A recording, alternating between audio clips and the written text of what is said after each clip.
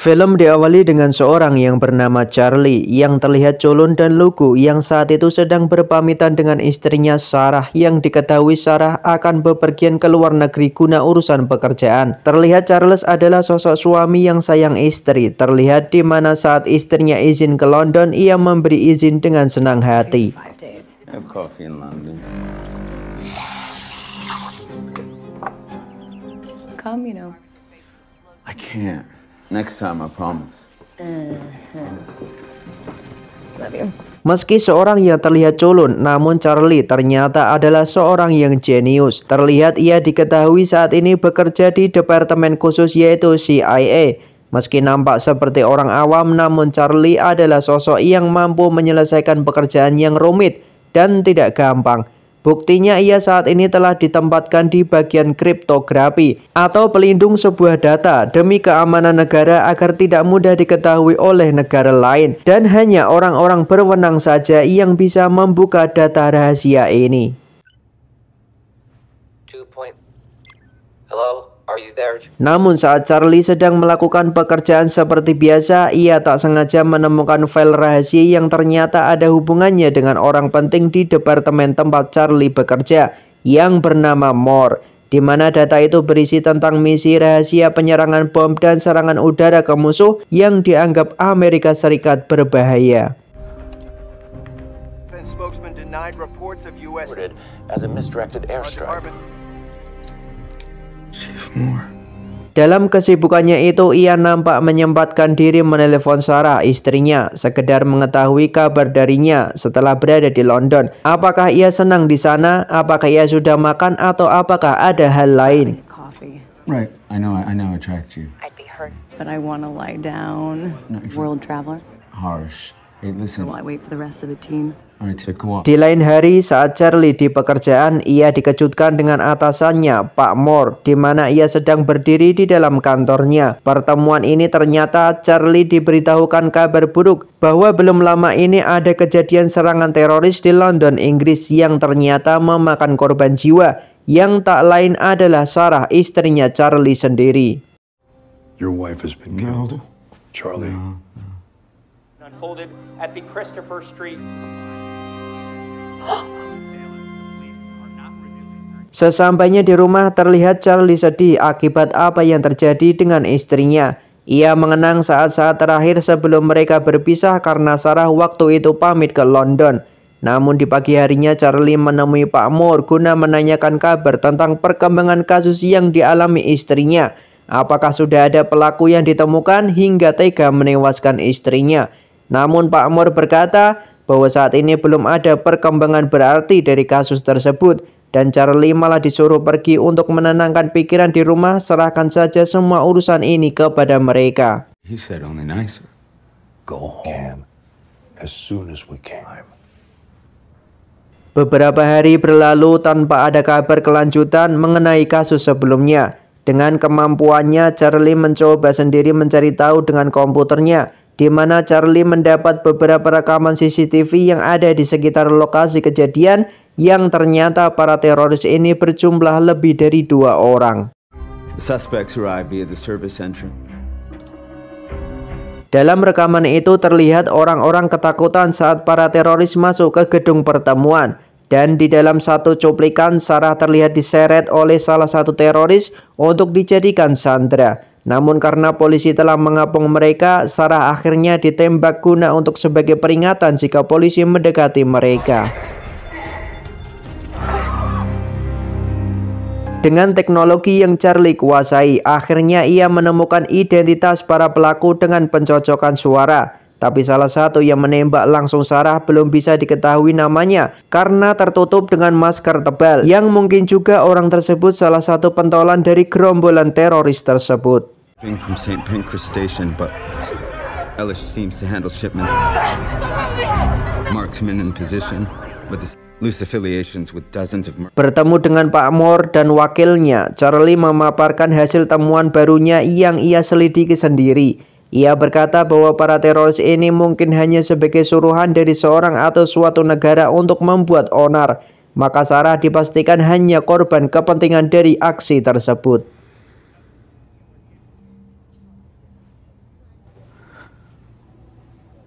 Namun ternyata Pak Moore telah mengetahui semua itu dan siapa para pelaku tersebut hingga membuat Sarah istri Charlie harus tewas. Namun karena itu kejadian di luar negeri dan juga menyangkut keamanan negara Amerika, maka pihak departemen tersebut memilih diam hanya karena ingin menjaga hubungan antar dua negara. We think it's very important to what we do. Dan bukannya membantu Charlie untuk mengungkap kasus ini, malahan Pak Moore menyuruh Charlie untuk menemui seorang pakar kesehatan. Berpikir tidak bisa meminta bantuan mereka, ia memutuskan akan melakukan aksi yang belum pernah ia lakukan sebelumnya dan sangat berisiko, dengan mencuri data penting yang sangat rahasia di tempat Charlie bekerja, yaitu CIA. Data yang Charlie curi kali ini ternyata kumpulan data ilegal yang dijalankan Pak Moore, di mana itu adalah misi rahasia sebuah serangan yang di awal ia temukan. Di sini Charlie juga nampak memiliki teman online sesama kriptografi yang dikenalnya lama. Where I live yet?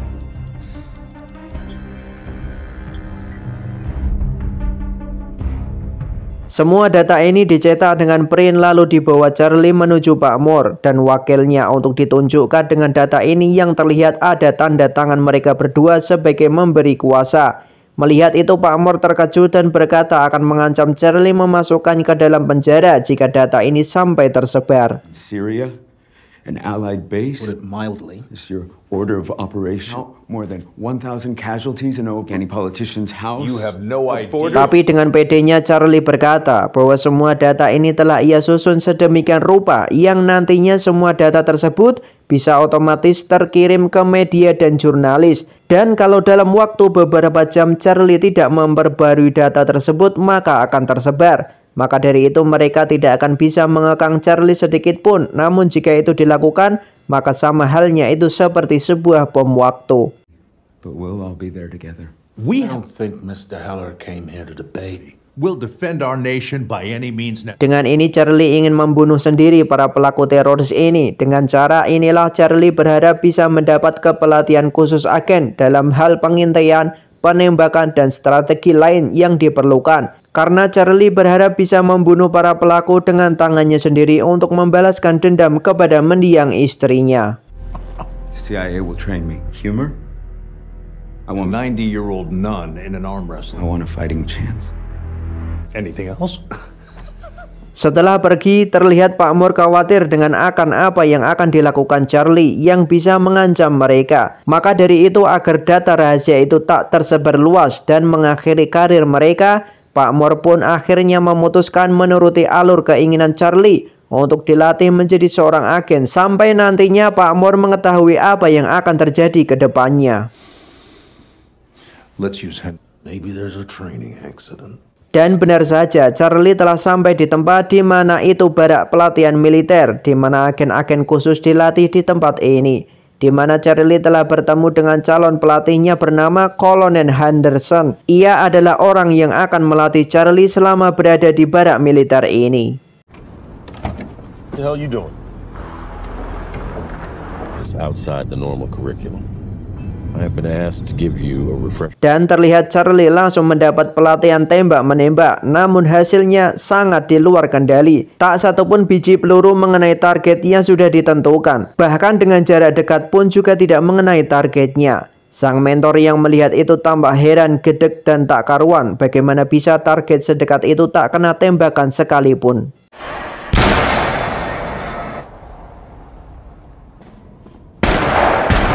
Close. Yeah, Tidak mahir dalam menembak, namun Charlie ahli dalam merakit bom dengan barang-barang yang ditemukan di sekitarnya, di mana ia juga diajarkan untuk membuat identitas palsu, berbagai dokumen yang nanti bisa digunakan. Like, improvise, design it for your purpose. yeah. Looks like we finally found something. I Di malam harinya, Charlie yang nampak sedang istirahat, datanglah sang pelatih yang memberi data ke Charlie tentang beberapa hasil latihannya. Ternyata Charlie tidak punya bakat dalam membunuh seorang, dengan kesimpulan nyali dari membunuh Charlie tidak ada. Hal ini percuma saja Charlie latihan selama ini kalau ia tidak punya jiwa pembunuh dalam menjalankan aksinya nanti, yaitu balas dendam. Untuk membuktikan omongannya, sang kolonel memberikan pistol dan menyuruh menembakkan ke dada kolonel. Namun itu sangat sesuai dengan omongannya. Nyali Charlie hanya sampai di sini saja. Bahkan sejujurnya di dalam pistol itu pelurunya kosong. Beralih ke Pak Moore yang sedang mengerahkan pasukan khusus untuk menemukan rekaman CCTV guna mengetahui gerak-gerik Charlie selama ini, dengan tujuan untuk mengetahui apakah ancaman dari Charlie benar-benar nyata. Dan tidak luput, semua sudut-sudut rumah Charlie juga digeledah untuk menemukan sesuatu yang bisa dijadikan alat analisa pergerakan mencurigakan Charlie. Namun Charlie yang seorang jenius ini sangat sulit ditebak. Even the parking lot, there's no drive. So, Hari demi hari berlalu, para tim khusus saat ini telah berhasil mendapat sesuatu dari penyelidikan, bahwa selama ini Charlie hanya menggertak saja dan ancamannya sempat dibuat hanyalah bualan biasa.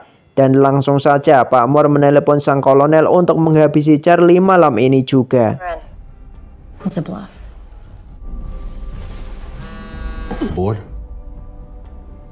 Tapi yang tidak mereka sadari bahwa Charlie telah memantau kondisi mereka semua dengan alat penyadap mini yang sempat Charlie selipkan di klip kertas. Tahu sang pelatih akan membunuhnya, Charlie segera pergi dari barak itu.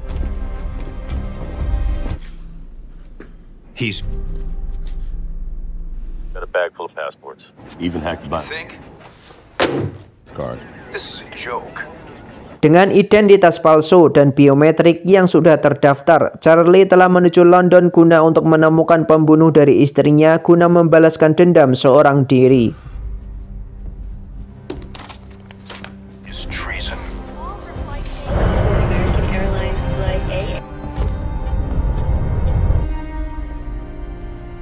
Charlie terlihat menyewa hotel yang dekat dengan sebuah restoran yang biasa salah satu pelaku mendatanginya. Dan orang pertama yang Charlie incar saat ini adalah perempuan bernama, sebut saja Tante Susie. Dengan keahliannya dalam komputer, Charlie berhasil mendapat kendali ponsel Susie dari jauh dan alhasil menemukan apartemen tempat tinggal orang tersebut.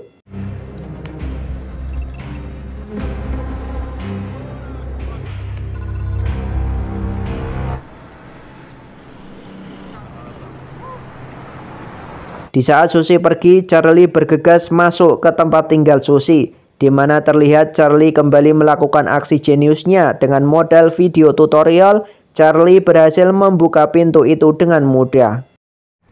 Today we're gonna pick an apartment plug just like so. Feel it, wrench? And you're gonna stick it in the bottom. And you're not gonna get in. Drive. Setelah di dalam kamar, Charlie sempat memfoto sebuah jadwal kegiatan Susie dan tidak lupa ia juga mengambil sebuah pistol yang ia temukan di dalam laci. Namun tidak lama Susie terlihat datang dengan seorang laki-laki dan disinilah laki-laki diperlihatkan bahwa memang Charlie tidak punya jiwa yang brutal untuk membunuh seorang di saat ia mempunyai kesempatan emas itu.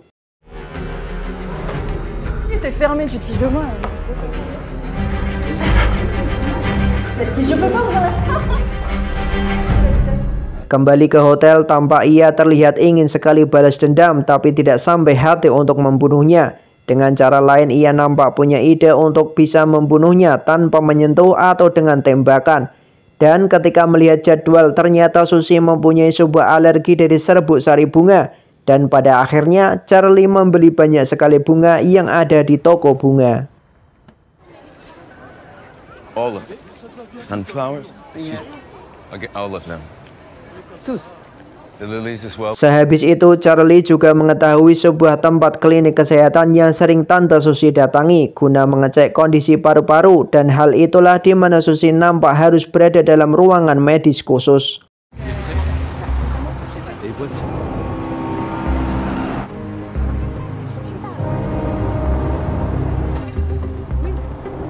Dengan keahlian otak-atik komputer, Charlie mematikan komputer, dan pada saat dokter itu keluar, Charlie masuk dan menguncinya. Dan dengan pintu bilik khusus medis juga ditutupnya untuk menghalangi Susie keluar. Seketika Charlie memasukkan serbuk bunga ke dalam ruangan medis itu.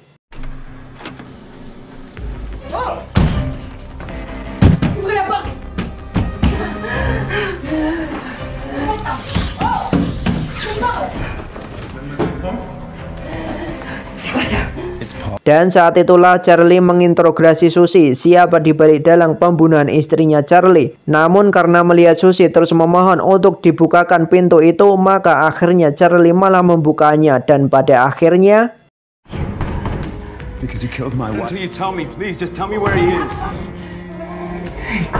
Tell me!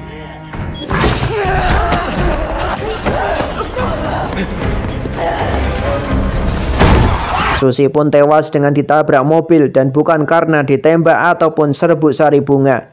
Di mana Charlie yang melihat itu sempat mengambil HP-nya dan bergegas meninggalkan tempat itu.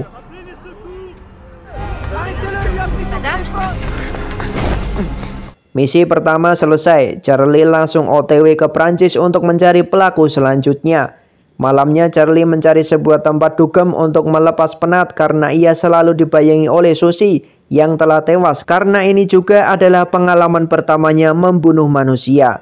Namun sesaat ia malah bertemu orang di mana itu adalah pelatihnya saat di barak. Entah itu misi akan membunuh Charlie atau bukan, tapi dalam pembicaraan ia nampak peduli dengan keadaan Charlie. Yeah, sure. Do it. You want a beer? Doesn't matter how smart you are. You pulled off. Mengira bahwa sang kolonel akan menghambat tujuannya, Charlie lantas mengaktifkan pemicu jarak jauh yang sesaat terjadi ledakan.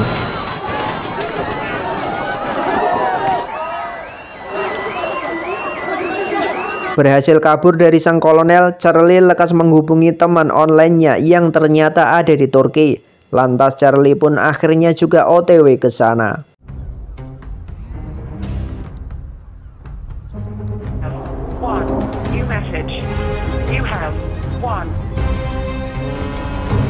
Dan ya, disinilah Charlie bertemu dengan kenalan online-nya, sebut saja Mbak Surti, yang telah dikenalnya beberapa tahun yang lalu, di mana Charlie meminta bantuan untuk mencari pelaku selanjutnya yang saat itu biang dari kematian istrinya.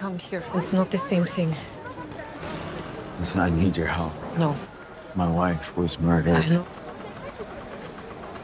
If you're not followed, we'll talk more. Kemudian Surti melakukan pelacakan tentang orang yang Charlie cari, yang tak lain bernama Miska, di mana Miska ini selalu bepergian ke luar negeri di berbagai negara yang ia inginkan. Dan disinilah Miska diketahui bahwa saat ini sedang berada di Spanyol.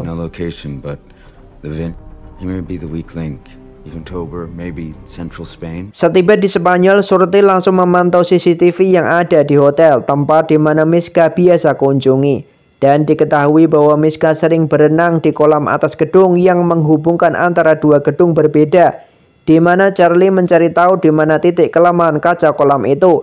Dan pada akhirnya Charlie menemukan cara untuk menjebolnya dengan regulator sebuah selang yang akan digunakan mengurangi kadar tekanan kaca pada kolam tersebut.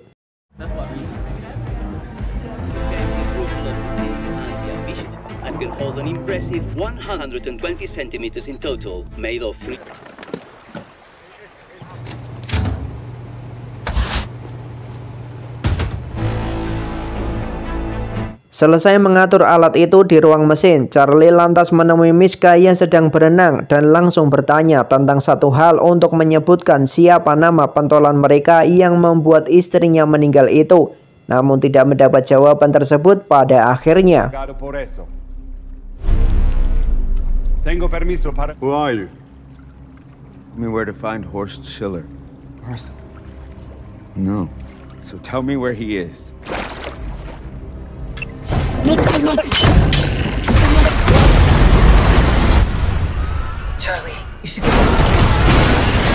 Setelah membunuh Miska, Charlie harus dihadapkan dengan agen yang datang dari Pak Moore yang diperintah untuk memburu Charlie.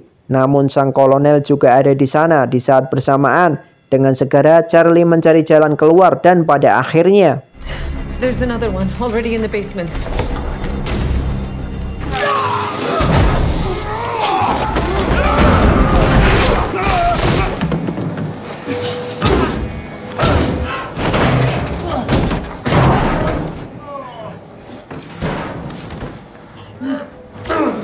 Namun ternyata si kolonel tidak menangkap Charlie, justru ia menghajar salah satu dari agen suruhan itu dan berhasil membunuhnya.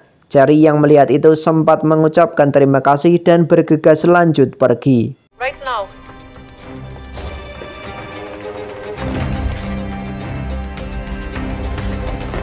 Di tempat lain, Pak Moore juga sedang mengawasi CCTV di tempat hotel di mana Charlie berada. Mereka mengetahui earphone yang digunakan Charlie sehingga mereka berpendapat bahwa pasti ada orang lain di balik aksi Charlie tersebut. Dan pada akhirnya Pak Moore mendapat percakapan pesan dari Charlie dan Shorty.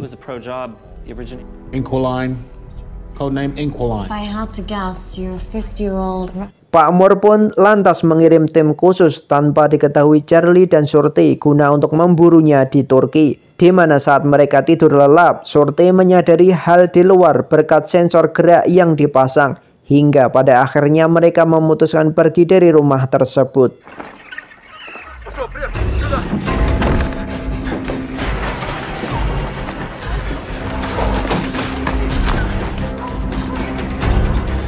Aksi saling kejar-mengejar antara pasukan khusus dan Charlie dan Shorty. Dengan menggunakan speedboat, mereka terus menembaki mobil yang Charlie naiki dari jarak jauh. Namun dalam kondisi ini ternyata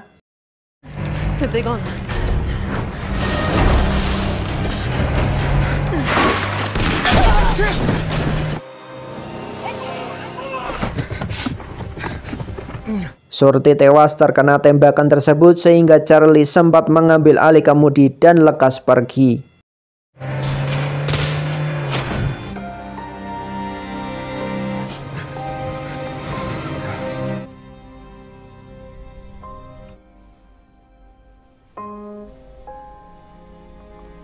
Dan akhirnya Charlie saat ini harus bergerak sendiri tanpa ada bantuan dari orang lain. Dan dengan bermodalkan pengetahuan otaknya dengan selalu punya solusi di setiap masalah. Dengan ponsel Susi, Charlie akhirnya menelepon target selanjutnya yang bernama Alice. Dengan menyamar sebagai penjual senjata, Charlie beraksi. Karena Ellie ini suka sekali dengan persenjataan untuk memancing Alice datang.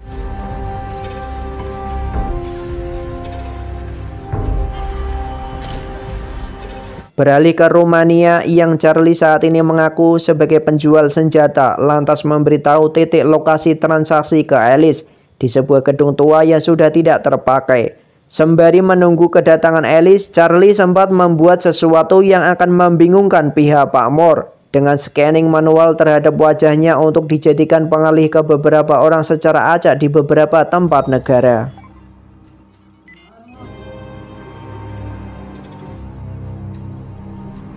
Dan pada akhirnya Pak Moore pun bingung dengan penampakan Charlie yang nampak terlihat di berbagai tempat negara. Ya seperti setan saja, selalu ada dimanapun tempat dalam waktu yang sama. Hingga hal itu membuat Charlie mempunyai waktu dalam misi balas dendam ini. Ketika Pak Moore telah menyadari penipuan ini, Charlie akhirnya mendapat apa yang ia tunggu-tunggu dengan kemunculan Ellie. Ellie diminta untuk membuka sendiri isi dalam sebuah kotak yang telah dipesannya. Namun saat dibuka ternyata itu adalah sebuah bom. Until I inspect the hardware. Hardware's right there. Shit. You just detonates. It's on a beam trigger. You drop the lid, move away, it... Yeah, sure. I see the photo. I think I came here alone. Look at the photograph. Charlie yang sebelumnya memasang bom itu dengan pemicu sensitif, dan jika kotak itu ditutup maka semua kenangan yang Ellie miliki akan terhapus saat itu juga alias hancur. Dan sesaat Charlie muncul dan langsung menanyakan tentang nama dan alamat pentolan mereka yang telah menewaskan istrinya itu. Dan setelah mendapat informasi, Charlie undur diri dan sesaat pada akhirnya right? He stays on this boat. You supply him with this shit, right? These not good enough. Too vague. Numbers are there. I'm not missing them. Simon and Christoph. Wait! There you go. You jump really fast. You might... Setelah selesai dan tinggal satu lagi target yang harus ditemukan, pelaku penembakan istrinya. Berkat ini dari Alice sebelumnya, Charlie mendatangi sebuah pelabuhan di Rusia dan menanyakan tentang sebuah nama kapal tertentu. Dengan waktu berhari-hari ia mencoba dan terus mencari target yang ia mau.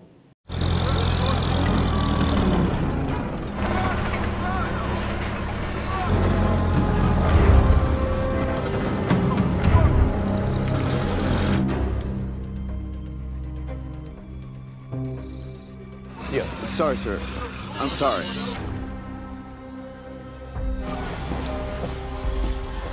Hari berikutnya Charlie akhirnya menemukan kapal yang ia maksud. Namun tiba-tiba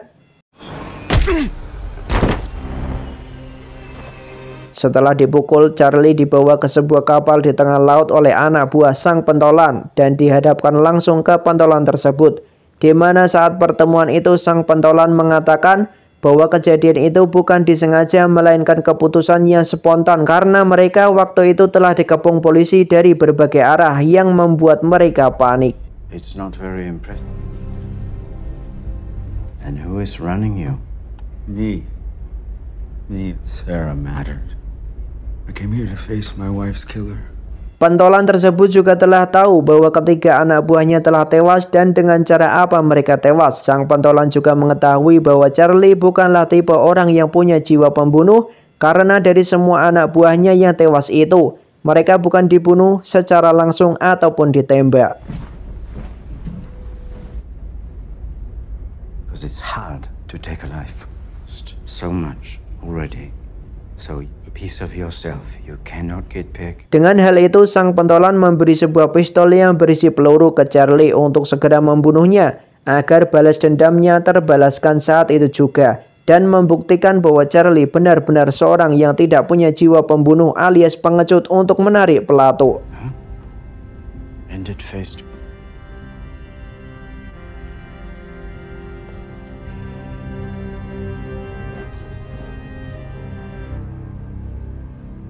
Dan benar saja, Charlie tidak benar-benar bisa melakukan hal itu dengan langsung dan lantas mengembalikan pistol itu ke sang pentolan dan duduk kembali. Namun hal yang tidak terduga terjadi. Basistas! Tanpa mereka sadari bahwa kapal itu ternyata bergerak menuju ke arah wilayah hukum Finlandia. Dengan begitu, Charlie ternyata sudah meretas kapal itu diam-diam. Dengan jam tangan yang tadinya disita itu adalah sebagai alat pemancar untuk memanggil polisi laut terdekat guna menangkap mereka yang ada di kapal tersebut. I'm the transmitter, and you Navy and Interpol.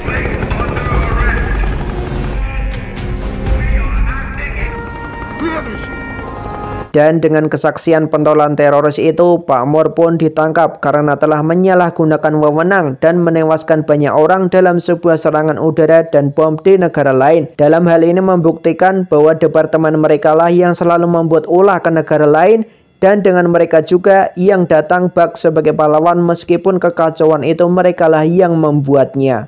I can confirm that the officer is safe. Dan setelah balas dendam usai, Charlie mendatangi makam istrinya, membawakan bunga dan sedikit berdoa sesuai yang ia anut. Dan singkat cerita, Charlie tidak sengaja bertemu dengan sang kolonel di parkiran. Dan alasan kenapa ia tak membunuh Charlie karena ia tahu bahwa dalang semua ini adalah Pak Moore sendiri. Dan dengan hal itu ia tak menjalankan perintah. I guess I just suddenly saw what needed doing. Become? Can't teach that. See you around here. Dan pada akhirnya Charlie telah mewujudkan keinginannya dulu dengan sang istri dengan terbang naik pesawat, tapi saat ini sendiri karena istrinya telah meninggal.